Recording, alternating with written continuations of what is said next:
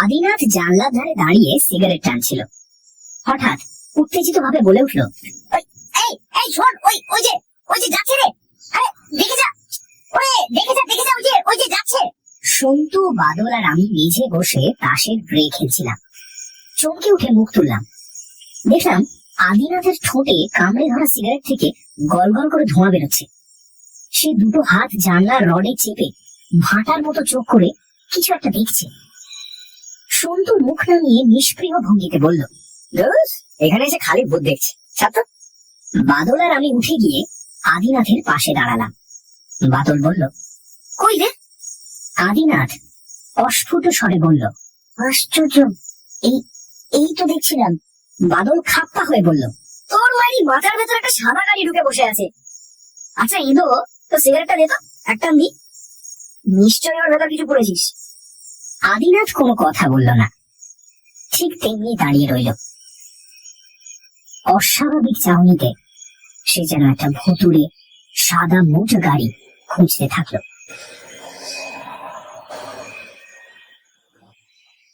দুদিন হলো আমরা এসেছি এই চোর রিহা বাংলোতে। কাল ঠিক সন্ধ্যের আগে রুক্ষ বাঁজা এক বিশাল মাঠে আদিনাথ ওই গাড়িটাকে নাকি ধুলো উড়িয়ে যেতে দেখেছিল। গাড়িটা মাঠের ওপাশে টিলা পাহাড়গুলোর ভেতরে অদৃশ্য হয়ে যায়। বাংলোর এই জানলা থেকে সামনাসামনি সেই মাঠটা দেখা যায়। বাঁদিকে কিছু দূরে একটা রেল লাইন, সেটা চলে গেছে গয়ার দিকে। ডান দিকে কাছাকাছি একটা ছোট নদী আছে। শীতের শেষে তার জল প্রায় শুকিয়ে গেছে। বুকের উপর অসংখ্য পাথর জেগে উঠেছে। আমি, বাদল আর সন্তু যখন সেই পাথরে বসে গল্প করছিলাম, তখন আদিনাথ পাড়ে দাঁড়িয়ে সেই গাড়িটা দেখতে পেয়েছিল। মোটর গাড়ি যাওয়াটা কোনো আশ্চর্য ব্যাপার নয়। আশ্চর্য ব্যাপার হচ্ছে, যেদিকে গাড়িটা আদিনাথ দেখেছে সেদিকে অন্তত 10 মাইলের মধ্যে কোনো রাস্তাই নেই। রুক্ষ ডাঙা, খানা খন্দ, আগাছার জঙ্গল, তারপর ছোট ছোট সব পাহাড়। ছোটানাগপুর পর্বতমালার একটা শাখা এদিকে বেরিয়ে এসেছে। আদিনাথ আজ সকালে ফের সেই গাড়িটা দেখার কথা বললে বাদল চৌকিদারকে ডেকে আনলো কিচেন থেকে। চৌকিদারের নাম ততিরাম, পেল্লায় গরমের লোক, ভাঙা ভাঙা বাংলা বলতে পারে। সেলাম জানিয়ে বলল, বলেন স্যার, কি বলবেন? সন্তু বাঁকা মুখে তাসগুলো গুছিয়ে শাফল করছিল। বলল, কারিয়া পীরের বা। বাদল আর আমি হো হো করে হেসে উঠলাম। বললাম, চৌকিদার পরশুরাম পড়েনি রে, তবে মনে হচ্ছে এটাই সেই ভূষণ্ডির মাঠ। চৌকিদার বাঙালি বাবুদের ব্যাপার স্যাপার বুঝতে না পেরে ফ্যাল ফ্যাল করে তাকিয়ে রইল। বাদল বলল, দেখো, ও মাঠ মে বড়বাবু সবসময় একটা মোটর গাড়ি দেখতা। তো চৌকিদার অবাক হয়ে বলল, মোটর গাড়ি? আরে হ্যাঁ, সাদা মোটর গাড়ি, সারা সারা করে ভাগতা আর অদৃশ্য হয়ে যেতা। সন্তু মুখ টিপে হেসে বলল, বহুত ধুলো কি উড়াতা গাড়ি এলো।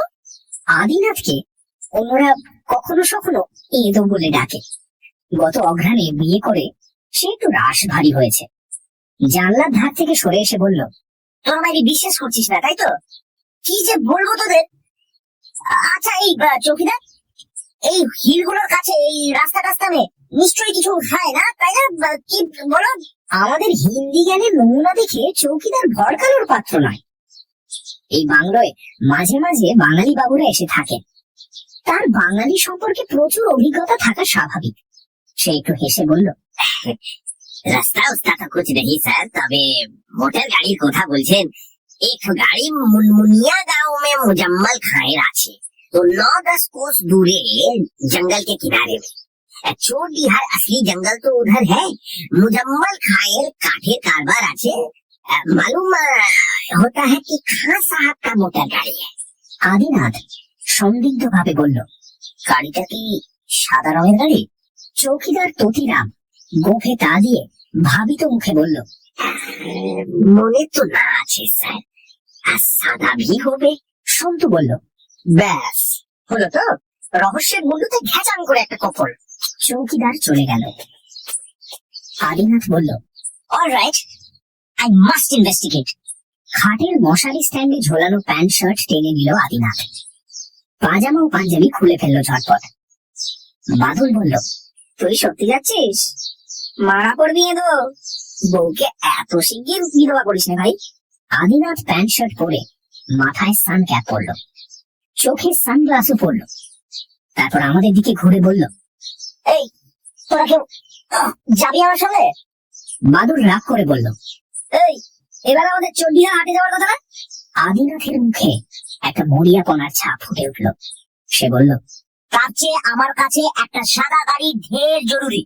সন্তু তাস রেখে উঠে দাঁড়ালো, কোমরে দু হাত রেখে ফিল্মের ভিলেনের ভঙ্গিতে বলল, গাড়িটা কি তোর শ্বশুরের ভেবেছিস নাকি যে জামাইকে দেখে তুলে নেবে? শুনলি না কোন খাঁ সাহেবের গাড়ি বললো? আদিনাথ কোনো কথায় কান দিল না, সে বেরিয়ে গেল। সন্তু তার কিট ব্যাগ খুলে ব্র্যান্ডির বোতলটা বের করে হাসতে হাসতে বারান্দায় গেল। তারপর বোতলটা তুলে চেঁচিয়ে আদিনাথের উদ্দেশ্যে বলল,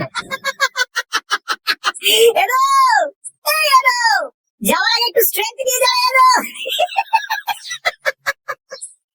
আদিনাথ বাংলোর এই টিলা বেয়ে হনহন করে নেমে যাচ্ছিল।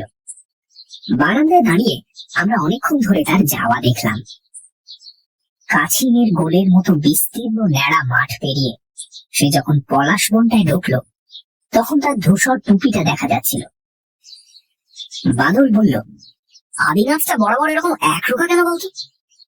সন্তু ব্র্যান্ডির বোতলে চুমুক দিয়ে ঘরে চলে গেল। আদিনাথ এরকম একরোখা সেটা আমরা জানি, কিন্তু কোথায় একটা সাদা মোটর গাড়ি দেখেছে তা তদন্ত করে দেখার যোগ্য কেন মনে করলো বুঝতে পারছিলাম না। এমনও তো হতে পারে গাড়িটা যদি মনমুনিয়া গায়ের কাঠগোলার মালিক মুজাম্মল খানের নাও হয়। কারা বেড়াতে এসেছে বাইরে থেকে এবং ইচ্ছে করেই মাঠ বন বাদার চষে বেড়াচ্ছে। আমাদের সঙ্গে গাড়ি থাকলে আমরাও কি তা করতাম না? চোরডিহা স্টেশন থেকে একটা কাঁচা এবড়ো খেবড়ো রাস্তায় মাইল 4 এলে এই ফরেস্ট বাংলো। এই রাস্তাটা বাংলোর পেছন দিকে এবং জিপে করে আসা যায়। সরকারি লোকেরা জিপে চেপে এখানে আসেন। চৌকিদারের কাছে শুনেছি মাঝে মাঝে শিকারীরাও আসে জঙ্গলে শিকার করতে। অবশ্য জঙ্গলটা বেশ দূরে। একসময় নাকি দক্ষিণের ওই মাঠ আর আগাছার জঙ্গল সত্যিকার জঙ্গলে ভরা ছিল। উঁচু উঁচু শালবন ছিল, কালক্রমে উচ্ছেদ করে ফেলেছে লোকেরা। মাটি ন্যাড়া হয়ে গেছে অনেকটা জায়গা জুড়ে। বন দপ্তর আবার সেখানে গাছ পোঁতার প্ল্যান করছে। বাদল উদ্বিগ্ন মুখে তাকিয়ে আছে দেখে বললাম, ছেড়ে দে, ওর মাথায় ভূত ঢুকেছে। ভেতরে এসে আমরা পোশাক বদলে ফেললাম। তারপর চৌকিদারকে বলে গেলাম আদিনাথ ফিরলে তাকে যেন চোরডিহা চলে যেতে বলা হয়। আমরা সেখানে বিকেল অব্দি থাকবো আর সন্ধ্যার মুখে মুরগি কিনে নিয়ে ফিরবো। চোরডিহায় আদিবাসী পুরুষ ও মেয়েরা নানান রকম জিনিস বিক্রি করে। পুঁতির মালা, ঝুড়ি, কাঠ, বনজ ফলমূল, এমনকি মুরগিও। দূর দূরান্তের শহুরে বাবুরাও বেড়াতে আসে, বেশিরভাগই বাঙালি। হাটের শেষ দিকটায় একটা বিশাল মহাগনি গাছের ছায়ায় বসে আমরা বোতলে ভরা ঈষৎ সভ্য চেহারার রঙিন মহুয়া পান করলাম। সূর্য যখন একটু পশ্চিমে গড়ালো, তখন গাছের ছায়ায় তিনজনে শুয়ে পড়লাম। সেই ঘুম যখন ভাঙলো, তখন রোদ কমে গেছে, খিদে পেট চোঁচো করছে। ভাঙা হাটে তাড়াহুড়ো দরদস্তু না করেই 2টো মুরগি কেনা হলো। একটা চটের থলেও কিনতে হলো মুরগি 2টো আনার জন্য। বাংলোর কাছাকাছি গিয়ে এতক্ষণে আমাদের আদিনাথের কথা মনে পড়লো। সন্তু বলল, নির্ঘাট চৌকিদারের ভাত রুটি মেরে নাক ডাকিয়ে ঘুমোচ্ছে। এ বেলা তো আমাদের জন্য রাখার কথা ছিল না। বাদল তখনও টলছে, বলল, কি হাল জানে না এলো। ও কি দিনটা কাটলো ভাইরি। গেটের কাছে পৌঁছে সন্তুর গতি বেড়ে গেল। চৌকিদার, চৌকিদার, কায় তুম? এ তোদিরাম, কিধার গয়া? মুরগি লায় রে, দেখো। বলে সে চেঁচাতে চেঁচাতে লন পেরিয়ে শেষ দিকটায় চলে গেল। ওদিকে কিচেন, তার পাশে চৌকিদার ততিরামের ঘর। বাদল লনে পেতে রাখা বেতের চেয়ারে বসে চেঁচিয়ে বলল, ওই সন্তু, ওরা চা বলে একটা লেবু চা।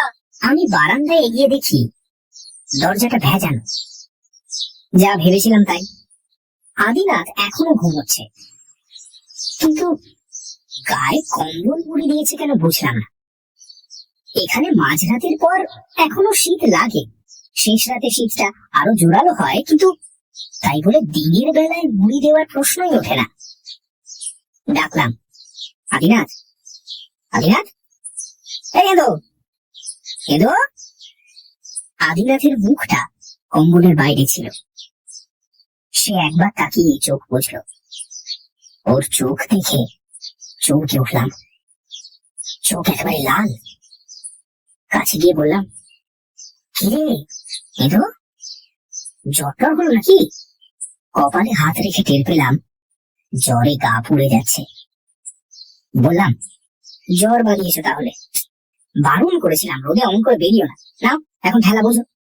আদিনাথ চোখ বুঝে রেখে কেমন একটা হেসে বলল, আরে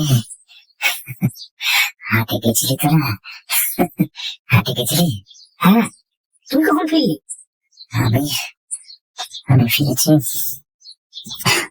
দুপুরে। হাসতে হাসতে বললাম, তবে হ্যাঁ, শ্বশুরের সাদা মোটর গাড়ি পাতা পেলি কিরে? হ্যাঁ। আদিনাথ জবাব দিল না। তখন তাকে একটু ঠেলে দিয়ে ফের বললাম, কিরে এলো, কথা বলছিস না কেন? আদিনাথ এবার চোখ খুলল। চোখ অসম্ভব লাল।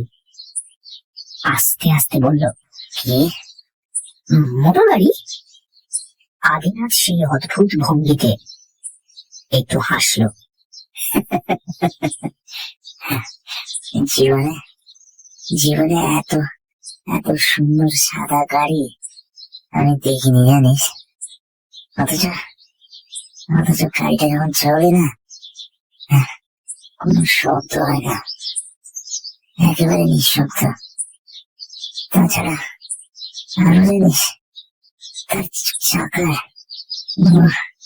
চাকার কোনো দাগই পড়ে না, যেন যেন শূন্যে ভেসে বেড়ায়।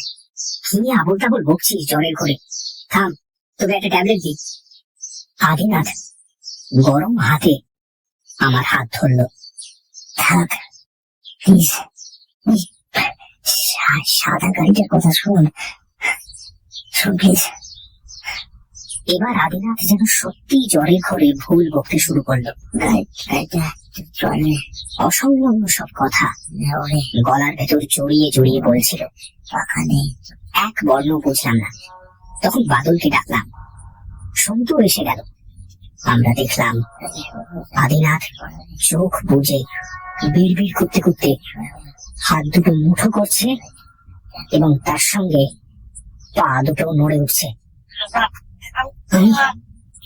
আমি ভীষণ ভয় পেয়ে গেলাম। সন্তু উদ্বিগ্ন মুখে বলল, এটা সেই ম্যালিগনেন্ট ম্যালেরিয়া না কি যেন বলে, তাই নয় তো?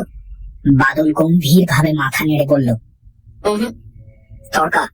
সন্তু বলল, ধুর বোকা, তর্কা তো বাচ্চাদের হয়। আরে এটা বাজে তর্কা তো কি সময় নয়। সন্তু শিগগিরই এক বালতি জল আর মগ নিয়ে আয়, ওর মাথাটা ধুয়ে দেওয়া দরকার। সন্তু জল নিয়ে এলো। আদিনাথের মাথাটা বালিশের ওধারে ঝুলিয়ে জল ঢালতে শুরু করলাম। একটা রুমাল ভিজিয়ে আদিনাথের মাথায় জল পট্টিও দেওয়া হলো। চৌকিদার তখন ওদিকে মুরগি নিয়ে ব্যস্ত। ওর কাছে গিয়ে ব্যাপারটা জানিয়ে বললাম, তোতিরাম তোতিরাম, यहाँ पे नजदीक में कोई कुछ मिलेगा डॉक्टर, कुछ है? তোতিরাম হতাশ ভাবে মাথা দুলিয়ে বলল, नजदीक में तो नहीं আছে স্যার, लेकिन मुनमुनिया যেতে পারলে ও ডাক্তার মিলবে। वहाँ एक बंगाली ডাক্তার भी আছে। ততক্ষণে সন্ধ্যার আধার ঘনিয়েছে। বাংলোয় বিদ্যুৎ নেই। চৌকিদার হ্যারিকেন জ্বালল। কেটলির জল ফুটছিল কয়লার উনুনে। চা তৈরি করল। আমি চায়ের ট্রে নিয়ে ফিরে এলাম। খিদের অবস্থা গুরুতর, তাই রান্নাটা যত তাড়াতাড়ি হয় ততই মঙ্গল। সন্তুরা লণ্ঠন জ্বেলেছে। আদিনাথকে দেখে মনে হলো সে এখন ঘুমোচ্ছে। আমরা চুপচাপ চা খেতে থাকলাম। চা শেষ করে বললাম,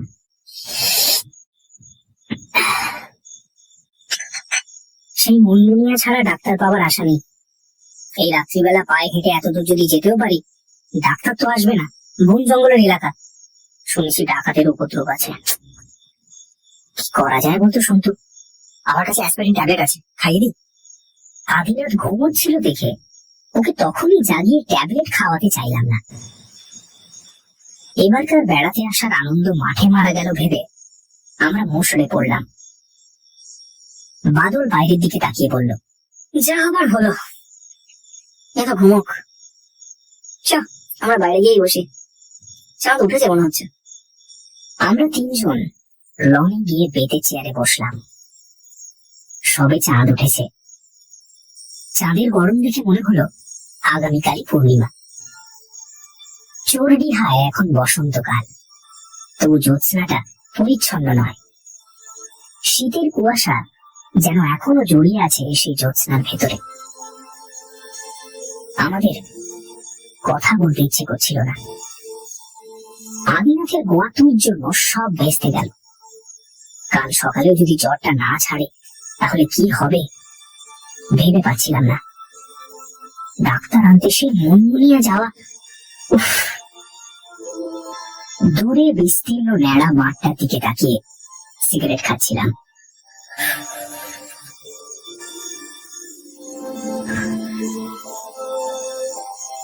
দিগন্তে পাহাড়গুলো কালো হয়ে ফুটে আছে। ঝাপসা জ্যোৎস্নায় কচ্ছপের খোলার মতো রুক্ষ মাঠে হয়তো আমিও একটা মোটর গাড়ি খুঁজছিলাম। হঠাৎ পূব দক্ষিণ কোণে এক ঝলক আলো ফুটে উঠল, তীব্র আলোর ঝলক। মোটর গাড়ির হেডলাইট কি? উত্তেজিত ভাবে বললাম, এই দেখ দেখ দেখ দেখ, ওদিকে দেখ। সন্তু আরে কি বলেই চুপ করে গেল। বাদলও সেদিকে তাকালো। তার চোখ দুটো চকচক করতে থাকলো। আলোর ঝলকানিটা আরো জোরালো হচ্ছিল। মনে হচ্ছিল ওটা এগিয়ে আসছে। সন্তু চেঁচিয়ে উঠলো এবার, হ্যাঁ চকিদার, তটিরাম, আরে জলদি যাও। তটিরাম কিচেনের বারান্দায় বেরিয়ে বলল, হ্যাঁ বলেন স্যার। ওই আলোটা কিসের বলো তো? বাদল বিরক্ত হয়ে বলল, আদত্তারি, ওকে বাংলা বোঝা নাকি? চৌকিদার, ওর অশ্মি কিসকা হ্যাঁ বলো তো? ওর হিন্দি শুনে হাসবার মতো অবস্থা নয়।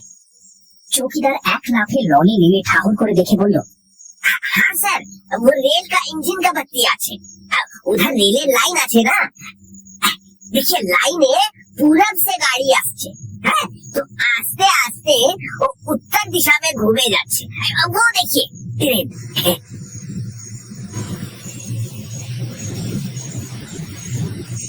আলোটা আর নেই। ট্রেন গাড়ি অবশ্য আমরা দেখতে পেলাম না। এলোমেলো দক্ষিণা হাওয়ায় হয়তো চাপা গুড়গুড় একটা শব্দ শুনলাম, নাকি আমাদের ইচ্ছাকৃত শোনা। এবার তিনজনে একচোট হাসাহাসি করলাম।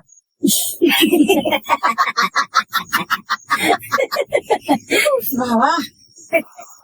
তারপর সন্তু উঠে দাঁড়িয়ে বলল, বাদল তুই আদিনাথকে দেখিস, আমরা একটু ঘুরে আসি বুঝলি। সন্তু ঘরে গিয়ে টর্চ নিয়ে এলো, তারপর আমায় ডেকে বলল, চল। বাদল রেগে গিয়ে বলল, এদের অবস্থা হবে বলে দিচ্ছি, তাছাড়া চৌকিদার বলেছিল ওদিকে শঙ্কচুর সাপ আছে। সন্তু গ্রাহ্য করল না। ও পাছে আমাকে ভীতু ভাবে, তাই নিঃশব্দে ওর পিছু নিলাম।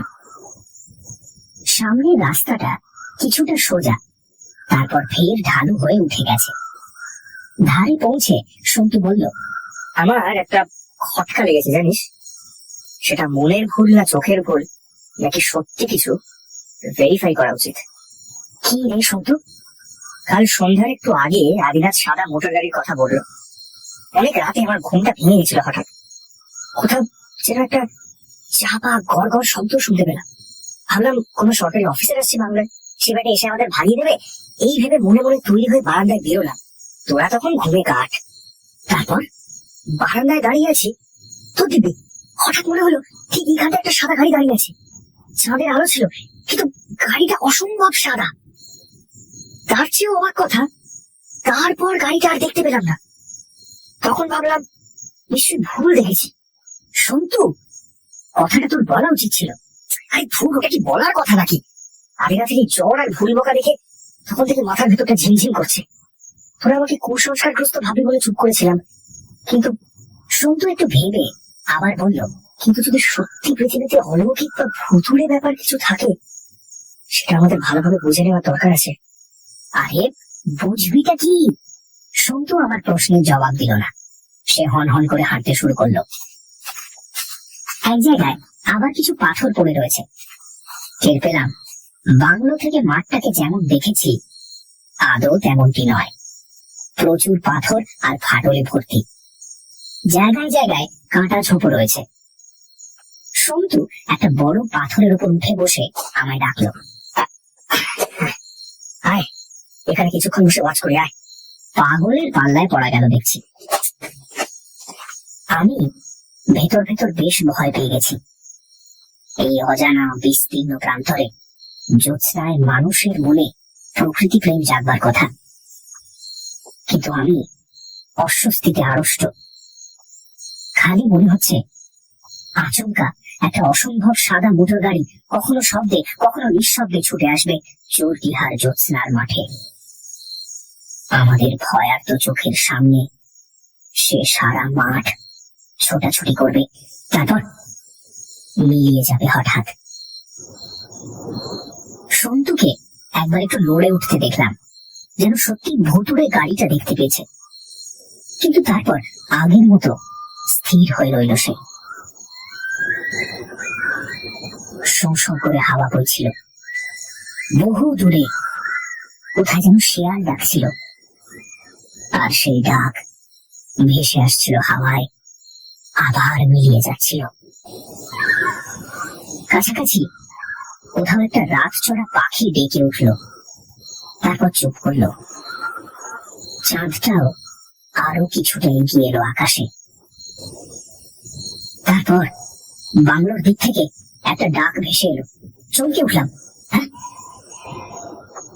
সন্তু কান পেতে শুনে বলল, ওই ততিরাম ডাকছে, চ রান্না হয়ে গেছে, এতক্ষণে ফেরা যাক।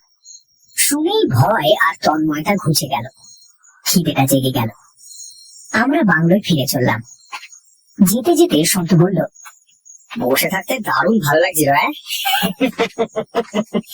হয়তো সাদা গাড়ি এসেও যেত, কিন্তু খিদের চেয়ে সাংঘাতিক বাস্তব আর কিছু নেই। কিন্তু তার চেয়েও সাংঘাতিক বাস্তব আমাদের জন্য অপেক্ষা করছিল বাংলোতে। আদিনাথ মারা গেছে। বাদল ঘরে ঢুকে দেখেছিল সে বিছানা থেকে নিচে পড়ে গেছে কখন।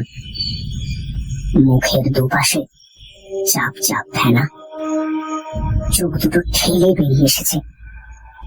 চিৎ করে শোয়াতে গিয়ে আদিনাথের নাক থেকে গল গল করে রক্ত এসে বাদলের 2 হাত ভিজিয়ে দিয়েছে। বাদল বাচ্চা ছেলের মতো হাউ হাউ করে কাঁদছে।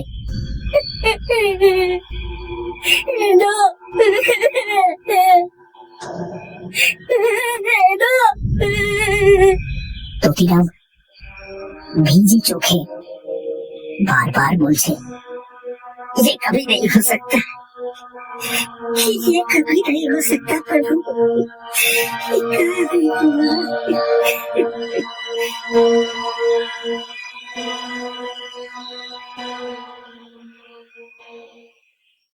আদিনাথের ডেথ সার্টিফিকেটে লেখা হয়েছিল সানস্ট্রোক, এবং তাতেই মৃত্যু। কলকাতা শহর অলৌকিকতাকে মিথ্যা প্রতিপন্ন করে। কলকাতায় ফিরে মনে হয়েছিল, তাই তো এই সহজ ব্যাপারটা আমাদের মাথায় ঢোকেনি। ধুধু রোদে ঘোরাঘুরি করলে অমনটা তো হতেই পারে। কিন্তু সেই ঘটনার 10 বছর পরে আমি আবার চোরডিহা যাই হাওয়া বদলের উদ্দেশ্যে। চোরডিহার ততদিনে অন্য রূপ। বাংলোয় বিদ্যুৎ এসেছে, কাছাকাছি এলাকায় তামার খনি আবিষ্কৃত হয়েছে। কপার এজেন্টের লেবার অফিসার রমেন রুদ্র ছাত্র জীবনে আমার বন্ধু ছিলেন। তিনি সব ব্যবস্থা করে দিয়েছিলেন। জিপে করে পৌঁছেও দেন সেই ফরেস্ট বাংলোতে। ততিরামকে দেখতে পেলাম না, তার জায়গায় অন্য লোক। বাংলোর দক্ষিণে সেই প্রান্তরটা কিন্তু একটুও বদলায়নি। শুনলাম বন দপ্তর যতবার গাছ পুঁতেছেন সে গাছ শুকিয়ে মারা পড়েছে, তাই তারা হাল ছেড়ে দিয়েছে। ওই মাটিতে একরকম রাসায়নিক পদার্থ আছে যা বড় গাছ বাঁচতে দেয় না। তাছাড়া জায়গায় জায়গায় নিরেট পাথুরে জমি। সন্ধ্যের পর সেবারকার মতো চাঁদ উঠেছে। নবমী অথবা দশমী তিথি। মাসটা অবশ্য সেই এপ্রিল। চোরডিহাতে শীত বা গ্রীষ্ম দুটোই কষ্টদায়ক। এপ্রিলটাই ভালো। সন্ধ্যার দিকে মাঠ থেকে গা জুড়োনো হাওয়া ভেসে আসছে। লনে বেতের চেয়ারে বসে মাঠটার দিকে তাকিয়ে আদিনাথের কথা মনে পড়ছিল। সত্যি কি সে একটা সাদা মোটর গাড়ি দেখতে পেয়েছিল ওখানে? সন্তুর দেখাটা বিশ্বাস করা উচিত নয়, কিন্তু আদিনাথ একটু একরোখা প্রকৃতির হলেও বুদ্ধিমান ছেলে ছিল। বসতে পারি? তাকিয়ে দেখি পাশের ঘরে সেই বৃদ্ধ ভদ্রলোক। মাথায় ধপধপে সাদা চুল, পরনে ধূসর রঙের স্যুট। বিকেলে আলাপ হয়েছিল। খুব ভদ্র আর অমায়িক মানুষ। থাকেন হাজারিবাগে। নাম বলেছিলেন নরনারায়ণ ত্রিবেদী। সাহেবের মতো চালচলন, হাবভাব সবকিছুই। ত্রিবেদী সাহেব বসে একটু হেসে বললেন, কফি খেতে আপত্তি নেই তো? বললাম, আরে না না, আমি বরং ভাবছিলাম যে কথা কেড়ে নিয়ে। ত্রিবেদী সাহেব বললেন, বলে এসেছি, প্লিজ ওয়েট আ বিট। তারপর এলাকার হালচাল নিয়ে গল্প করতে থাকলেন। চোরডিহা জঙ্গলের ইতিহাস শোনালেন আমাকে। তারপর বললেন, প্রতি বছর এই সময়টা এখানে আসি, প্রায় দিন 20 করে কাটিয়ে যায়। বাংলোয় জায়গা না পেলে ক্যাম্প করে নদীর ধারে গিয়ে থাকি। শঙ্খচূড় সাপ আছে বলে সবাই ভয় দেখায়। এ পর্যন্ত তা দেখার সৌভাগ্য হয়নি। আর প্রায় 20 বছর ধরে এখানে আসছি। আমি একবার এসেছিলাম, সেটা 1970 সালে। 4 বন্ধু মিলে এসেছিলাম। কি বললেন? 1970? আমি সে বছর এপ্রিলটা মিস করেছিলাম। হঠাৎ অসুস্থ হয়ে পড়লাম, হাসপাতালে থাকতে হলো 1 মাস। তবে সেবার অগাস্টে এসেছিলাম, 2 দিন থেকে চলে যাই। আমার ওই এপ্রিলেই চোরডিহা স্যুট করে ভালো। কফি নিয়ে এলো চৌকিদার। কফিতে চুমুক দিয়ে ত্রিবেদী সাহেব বললেন, হ্যাঁ, কি বলছিলেন যেন? ও, এপ্রিল। হ্যাঁ, এপ্রিল। চন্ডিহা আমাকে কি দিয়েছে ভাবতে পারেন? ভদ্রলোক একটু হাসলেন। রসিকতার ইচ্ছে হলো। বললাম, আপনি নিশ্চয়ই হানিমুনে এসে এই জায়গাটার প্রেমে পড়েছিলেন, তাই তো? একটু চুপ করে থাকার পর কফিতে চুমুক দিয়ে ত্রিবেদী সাহেব ফের বললেন, আরে নো নো নো নো, আমায় দেখে কি মনে হয় সেই 1960 সালে বিয়ে করেছিলাম? আমার বয়স এখন 75। তাহলে হিসেব করুন, 1960 সালে আমার বয়স ছিল 55 বছর। আমার মেয়ে সুভদ্রার বয়স ছিল মোটে 20। একমাত্র মেয়ে। ওর মা মারা যায় 1959-এ। পরের এপ্রিলে ওকে নিয়ে বেড়াতে এলাম চোরডিহা। তখন এই বাংলোয় ছিল টালির চাল, বাঘের ডাক শোনা যেত আশেপাশে। ওদিকে হাজারিবাগ গয়া সড়কের অবস্থা তখন শোচনীয়। তবু সুভদ্রাকে একটু থ্রিল দেব বলে মোটর গাড়ি হাঁকিয়ে এই বাংলোয় এসে হাজির হলাম।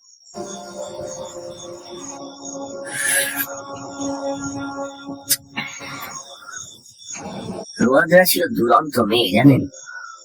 আমি সকালে বন্দুক নিয়ে নদীর ওদিকে গেছি, যদি কিছু পাখি টাকি মারা যায়। সুভদ্রার মাথায় ঝোঁক চেপেছে, ও মাঠটায় গিয়ে গাড়ি চালাবে। সবে স্টিয়ারিং ধরতে শিখেছে, বুঝলেন ব্যাপারটা? দুপুরে কয়েকটা হরিয়াল নিয়ে বাংলোয় ফিরে দেখি সুভদ্রা নেই। চৌকিদার বলল গাড়ি নিয়ে বেরিয়েছে মাঠের দিকে। ফিল্ড গ্লাস ছিল সঙ্গে। চোখ রেখে মাঠটা তন্ন তন্ন করে খুঁজলাম, দেখতে পেলাম না। আমি আমার মেয়েকে দেখতে পেলাম না। ওদিকে তো কোনো রাস্তাঘাট নেই, গেল কোথায় বোকা মেয়েটা ভাবছি। আমি তখনই বেরিয়ে পড়লাম বাংলা থেকে। আমি মাঠের শেষ প্রান্তে যেখানে ওই ওই হিলগুলো দেখতে পাচ্ছেন, ওই যে ওই হিলগুলো, নদীটা ওখানে ঘুরে গেছে, গভীর খাদ সৃষ্টি করেছে। চোরডিহা প্রপাত দেখেননি আপনি? মাথা নাড়লাম, কান পেতে শুনছিলাম। এপ্রিলে প্রপাতের তলা শুকনো। গিয়ে দেখি গাড়িটা 300 ফুট নিচে উল্টে পড়ে আছে। আপনার মেয়ের তাহলে কি হলো? বৃদ্ধ চেঁচিয়ে উঠলেন। Are you a fool? Are you a fool? 300 foot নিচেতে গাড়ি। হঠাৎ থেমে গিয়ে ধরা গলায় বললেন, আমার ক্ষমা করো, ইদানিং আমার হাই ব্লাড প্রেশার তো। বেশ অনেকক্ষণ স্তব্ধতা। তারপর আস্তে আস্তে বললাম, ত্রিবেদী বাবু, গাড়িটা কি সাদা রঙের ছিল? হ্যাঁ।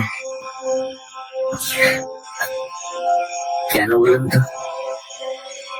বৃদ্ধের চোখ জ্যোৎস্নায় চকচক করতে দেখলাম। তিনি আমার দিকে তাকিয়ে আছেন, কিন্তু প্রসঙ্গ ফেরাতে বললাম, চুরডিহার জঙ্গলে তখন নিশ্চয়ই বাঘ ছিল। আপনি কখনো বাঘ মেরেছেন কি? হ্যাঁ। নরনারায়ণ ত্রিবেদী বলে উঠে আস্তে আস্তে বাংলোর দিকে চলে গেলেন। নিজের ঘরে গিয়ে ঢুকলেন। আমিও একা বসে থাকতে পারলাম না। আস্তে আস্তে নিজের ঘরে ফিরে গেলাম।